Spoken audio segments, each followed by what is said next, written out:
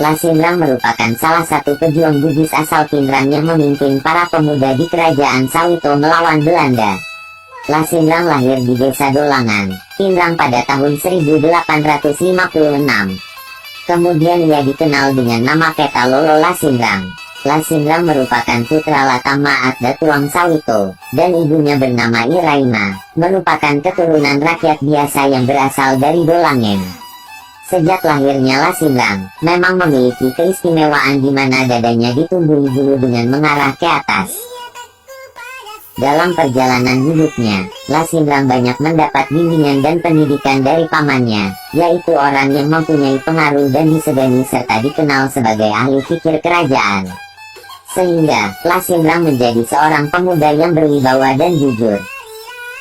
Semasa berada di Sawito, Lasindrang gemar mencari gara-gara dengan kerajaan sekitarnya. Ia mengajak kerajaan kecil di sekitar Sawito untuk berperang. Dan apabila kerajaan tersebut tidak bersedia, maka ia menganggap kerajaan itu berada di bawah kekuasaan Sawito. Karena perilakunya itu, akhirnya diasingkan ke Bone. Baru setahun di Bone, terpaksa menyingkir ke Wajo karena membunuh salah seorang pegawai istana di Bone yaitu Pak Kalawing Epuna Arumpone. Selama di Wajo, ia mendapat didikan dari Lajalanti putra Arum Matawo Wajo yaitu Laporo Arum Padali yang bergelar Batara Wajo. Lajalanti diangkat menjadi komandan pasukan Wajo ditempe dengan pangkat jenderal. Setelah beberapa lama Lasindrang melakukan perlawanan terhadap Belanda, Lasindrang kemudian menyerahkan diri karena ayah dan istrinya ditangkap dan diancam akan disiksa. Lasindrang menjalani masa pengasingan di Banyumas dan dipulangkan dalam keadaan sakit dan lanjut usia. Lasindrang akhirnya wafat pada tanggal 29 Oktober tahun 1938 dan dimakamkan di Amasangeng. 4. Kiai Haji Harun. Kiai Haji Harun merupakan seorang ulama yang berasal dari Talo. Hanya sedikit yang diketahui mengenai sosok Kiai Haji Harun ini. 6. Imam Lafeu. Imam Lafeu bernama lengkap Muhammad Tahir Imam Lafeu, merupakan tokoh sufi yang dikenal akan kecerdasannya, keberaniannya dan sifatnya yang mengedepankan nilai-nilai kemanusiaan. Muhammad Tahir lahir pada tahun 1838 di Pambusuang, Balanipa, Polewali Mandar, Sulawesi Barat. Ada perbedaan pendapat mengenai tahun kelahiran beliau.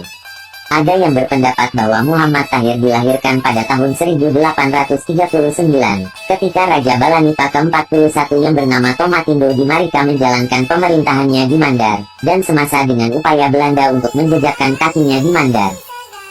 Pendapat lainnya mengatakan bahwa Imam Lafeu lahir di Pambusuang tahun 1838.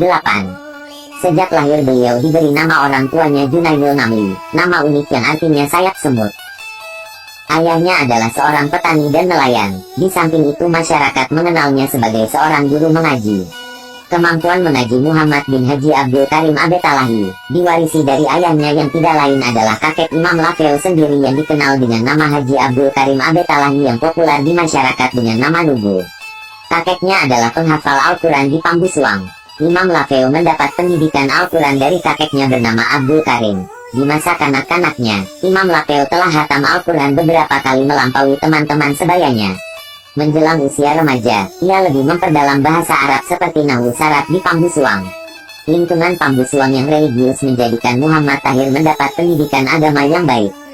Imam Lafeu melanjutkan memperdalam ilmu agamanya di Pulau Salemo. Beberapa tahun ia tinggal di Salemo. Tepatnya, sejak kehadiran Guru Gatde yang melahirkan sejumlah ulama besar Tanah Mandar. Guru Gatde adalah keturunan Maulana Malik Ibrahim dari Gresik, Jawa Timur, pembawa Islam pertama di Nusantara. Ulama yang dilahirkan Guru Gatde diantaranya As-Syekh Habib Said Alwi, Jamalulail bin Sal, guru dari Muhammad Tahir, kemudian AGH Muhammad Nuh, yang mendirikan pesantren Mulia di Pambusuang dan AGH Alwi, Imam Masjid Bala, Pambusuang. Selain mengembangkan tradisi tahfiz, Imam Lafeu juga berinisiasi kepada tarekat Syadziliyah dan berdakwah dalam lisan saja.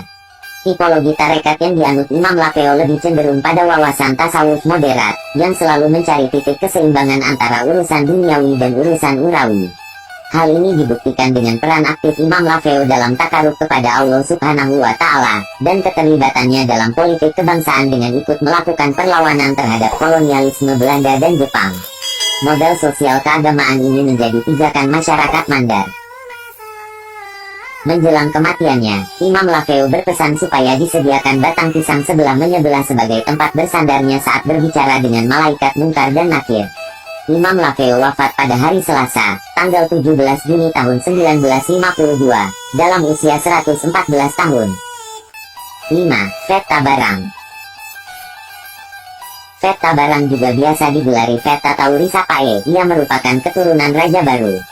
Tidak banyak hal yang diketahui mengenai sosok ini. Dalam beberapa kisah, ia tiba-tiba menghilang dari atas kudanya bersama seorang penunggu kudanya. Itu sebabnya Feta Barang diberi gelar Feta Tauri Sapae, yang memiliki makna orang yang dicari keberadaannya. 7. Datuk Sangkala. Tidak banyak hal yang diketahui mengenai tokoh ini. Belum ada kisah-kisah sejarah konkret yang menceritakan tentang beliau. Itulah sekilas profil mengenai tokoh-tokoh yang termasuk ke dalam foto Wali Fitue yang dikenal oleh masyarakat Sulawesi Selatan. Terlepas dari berbagai kontroversi mengenai tokoh-tokoh tersebut,